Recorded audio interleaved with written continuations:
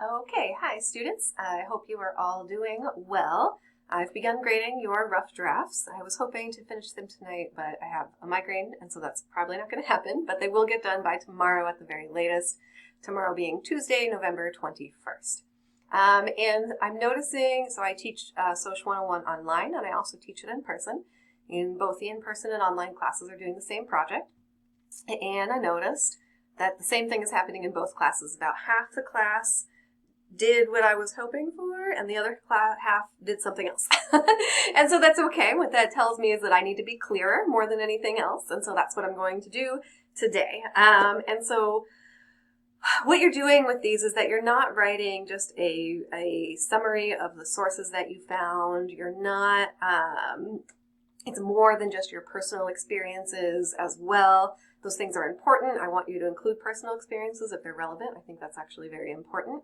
But often what happens is that we come out of high school, and I don't know if all of you are just out of high school or not, but this is just the reference point I have, right? But we come out of K through 12 education, and most of the time in K through 12 education, when we're asked to do a research project, what that means is that we go out and find information, and then we report that information back, right? And there's a lot of value in that, right? That's how we learn about new events. That's how we learn about different histories, different people's experiences, so on and so forth, right? It's how we expand our knowledge about the world. But what we're doing here is a little bit different. It goes kind of a step further. Rather than just reporting back what you find, you're going to use the sources that you gathered in your midterm for the annotated bibliography to tell the story of that site that you're researching, right? And so what this is called a synthesis. Again, it's not a report on your sources. It's not a summary of your sources. Instead, a synthesis is taking pieces of something and bringing them together in a way that forms a whole, right? And so you're showing the relationship between the sources that you find. Your job is to identify those relationships, right? It's kind of like when we're baking, right? You're not just going to eat the flour by itself. That would be disgusting, right? You're not just going to eat the baking soda. That would also be absolutely disgusting, right? Instead, you're going to bring the baking soda together with the flour, with the sugar, with the eggs, vanilla, good amount of vanilla extract, and chocolate chips, right? And you're going to make chocolate chip cookies by bringing all those pieces together to form a whole. It's the same thing with your writing, except rather than, flour and chocolate chips, right? It's different sources that you're using. And so the idea is to bring these together as a whole. And that means that you and your group members need to talk about what your sources are telling you, right? And so the first step in a synthesis then is to review your annotations, right? Go through the annotations.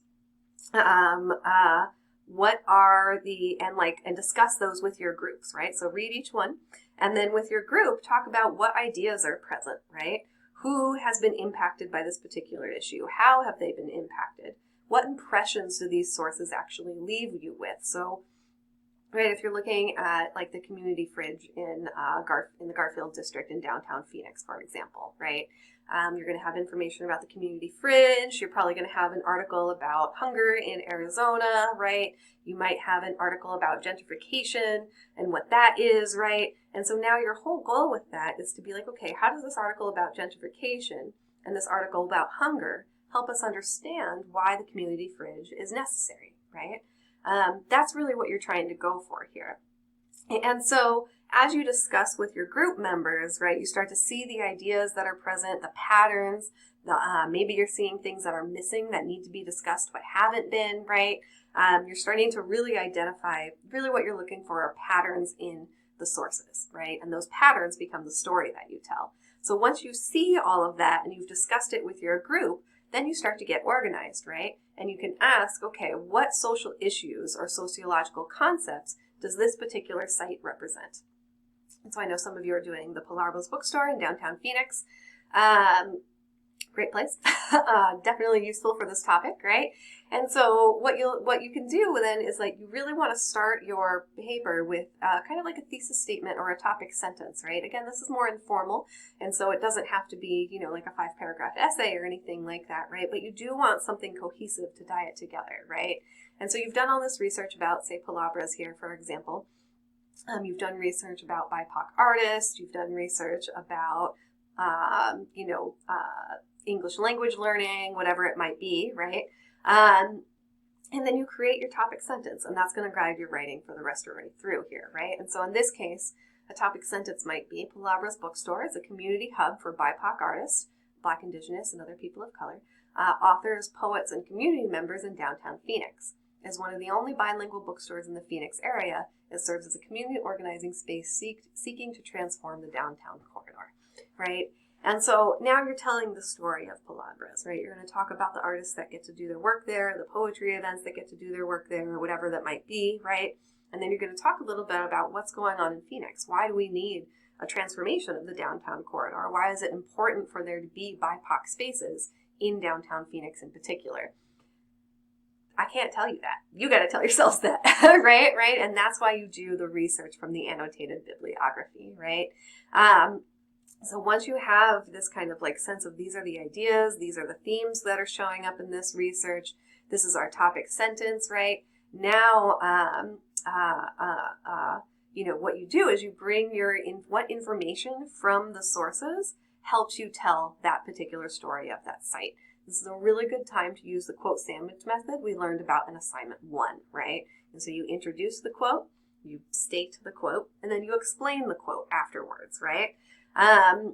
In this way, you're bringing in the sources that you spent all this time researching for your annotated bibliography, and you're actually making them useful for your final project, okay? And so this part is something that the Writing Center can really help you with, right? When you, and I highly, highly, highly, highly encourage you to submit your work to the Writing Center. It will be a million times better if you do. I promise you that. The good stuff with writing really comes from the revisions, right? Nobody writes a perfect first draft. If they tell you that, they're lying to you, I promise, right?